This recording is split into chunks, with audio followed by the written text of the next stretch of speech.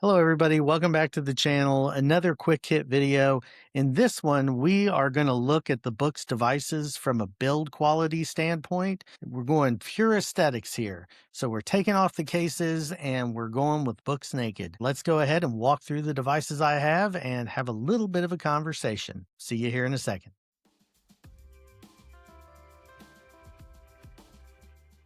So we're going to do this in kind of order of expense. So we're going to look at these different devices from a build quality perspective. I wrote a recent blog article where I went through the things I really liked about the Boox platform and where I thought it shined. And one of the things was just in overall build quality. These devices are some of the best built devices from a hardware perspective, from a construction perspective.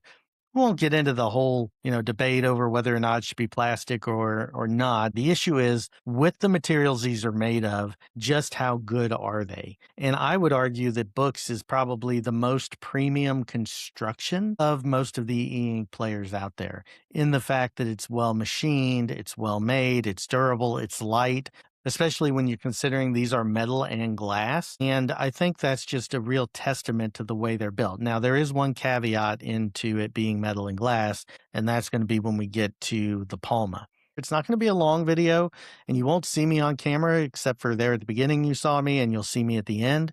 But I want to just talk about the quality and kind of show that. So this is the Tab XC. This is the largest device they make. It is 13.3 inches. It's very big. It's very meaty, and it's heavier than most of their other lineup. You can feel that when you have it in the hand. It's very heavy, but it's also just a beautiful device. I mean, if you look at this, you've got speakers, you've got pogo pins, you've got this really beautiful metal unibody on it. You've got the Boox logo, not overly prominent. I mean, it's on the front here in the orange, and then here it says make a difference, really light. It's just a beautiful, beautiful implementation. And then when you look at the rest of the device, if you go from the top here, you've got your power button right here, you've got microphone arrays here, and then on this side, you don't have anything. Now, part of that's for the capacitive pin. That is a difference with this device and some of the other devices. You have a capacitive pin.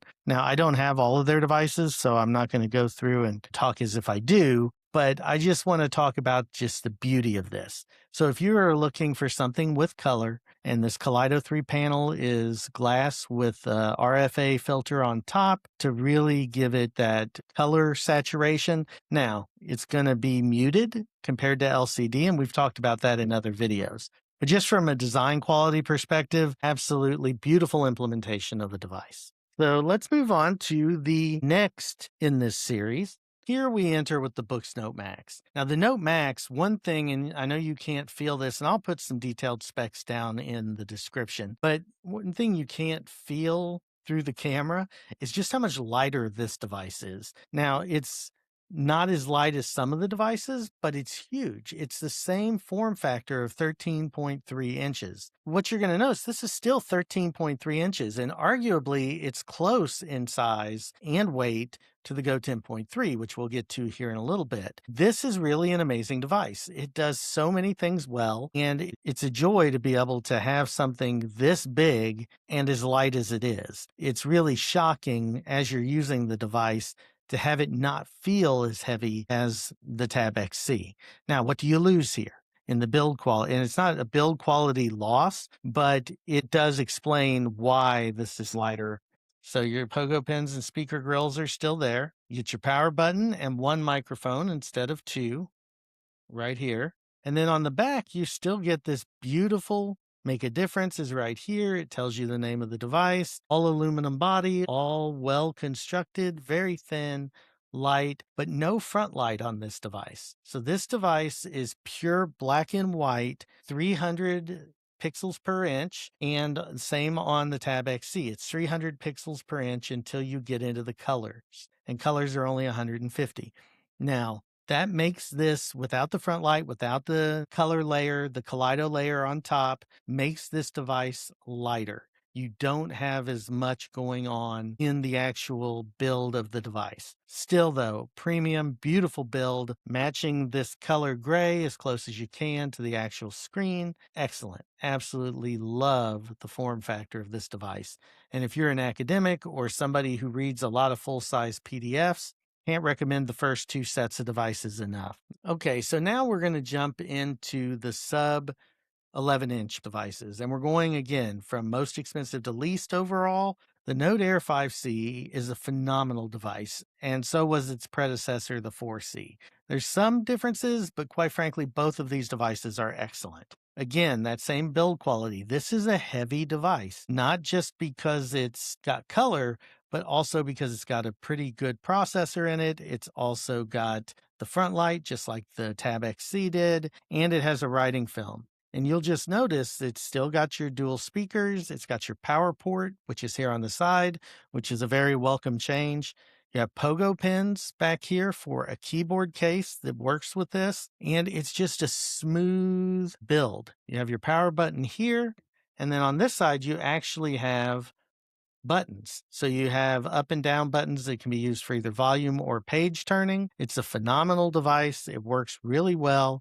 Went ahead and powered itself off, so we'll turn it back on. It also has a fingerprint reader, just an excellent device. Now, again, the big thing about this device is you have the color layer and the front light, which adds to that heft. But again, solid, it's black, which fits in line with their color Note series, actually their Note series in general, with the Note Max being the clear exception to that. But very much the Note Air series is this black design with this black bezel. It really shows off the screen and in some ways makes it feel a little darker, even though it's not. Now, this is a 10.3-inch device and it just very, very nice to have in the hand. Next, we jump into the Go 10.3, one of my favorite devices, very much meant to be a competitor with the original Supernote A5X, 10.3-inch screen, 300 ppi, so it actually excels in that.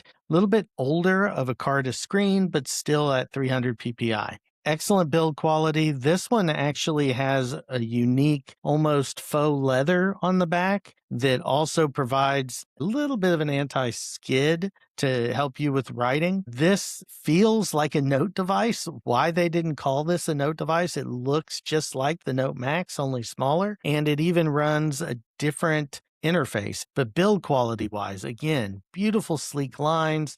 You can see here the aluminum. You've got the aluminum antenna down the back with the Boox Go series here, just slightly there for you. Now, this one differs. You do have your speaker grill here on the bottom. So you have your two speakers and your microphones here and your power port.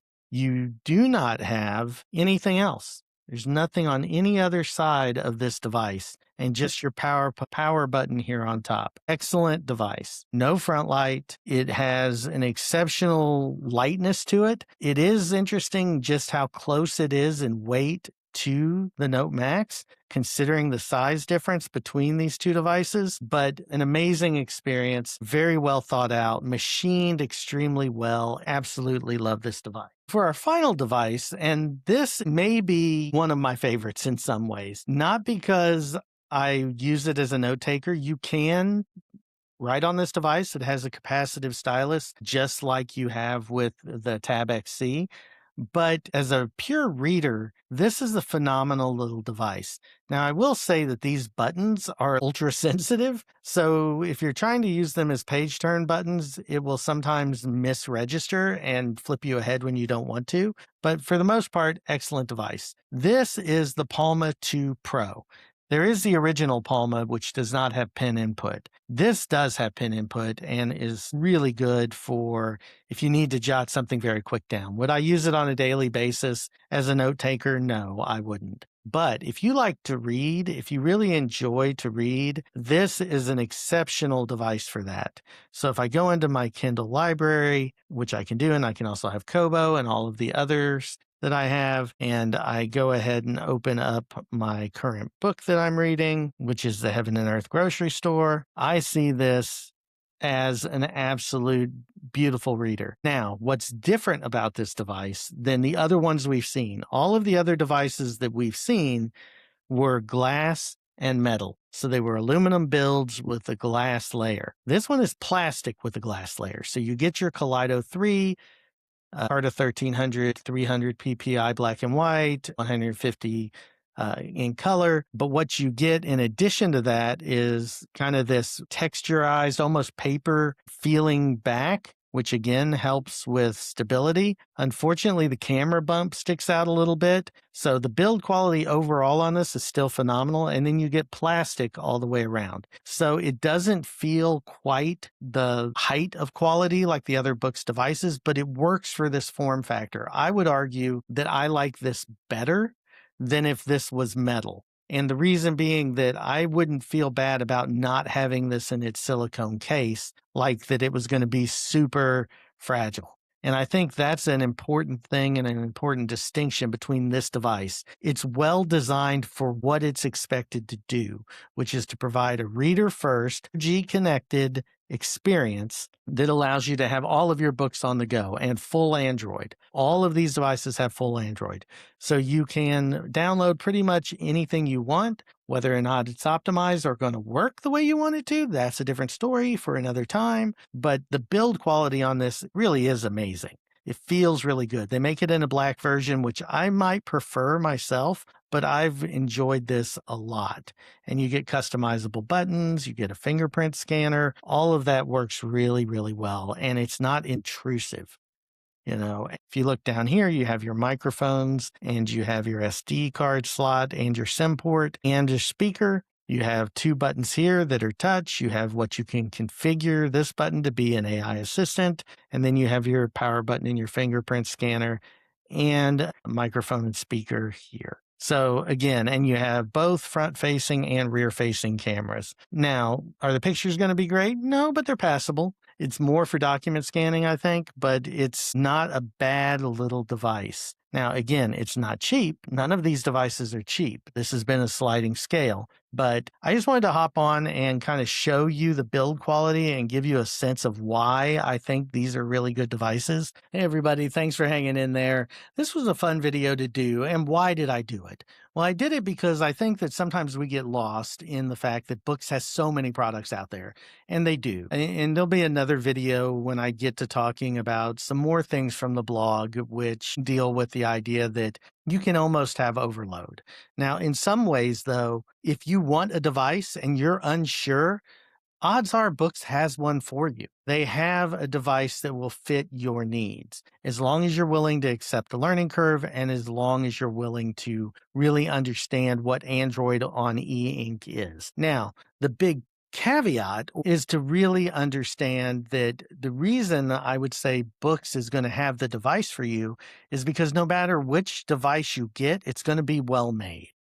Now, there are a lot of other companies out there. Some of them are very high quality. Some of them are known for having some real quality issues. Now, does that mean Boox is bug-free? Absolutely not. But as far as the hardware they put into it, as far as the design, as far as the machining, as far as the materials they use, they're top-notch and exceptional. And I think that if you are willing and you know you want to go with color e-ink, for example, or a 13.3-inch size device, or you know that you want a phone size device, this is going to have something for you, and you don't have to worry about it not being well made. There's a lot more competition in that 10 to 11-inch space, or maybe even up to 12 if you go with something like the Remarkable Paper Pro. But again, you've really got a good, solid quality product here once you know how that product is going to work. So watch some of my other videos, take a look, let me know what you think, and drop down in the comments. Let me know. Do you want more videos like this where I'm talking about the actual build quality of the devices? I don't get into the hardcore tech specs, never have, but I do think it's important to understand kind of that tactile piece that you aren't going to be able to get because you can't walk into a Best Buy. You can't walk into a store and handle these devices. Yes, you can buy books from Walmart and other places, but you can't go into their stores and do it. It's online only. But anyway, thank you all so much for your support. As always, if you have comments, drop them down below. Please like, subscribe. Let me know what you think. And until next time, keep on moving forward. I will talk to you soon, and I will see you in the next one.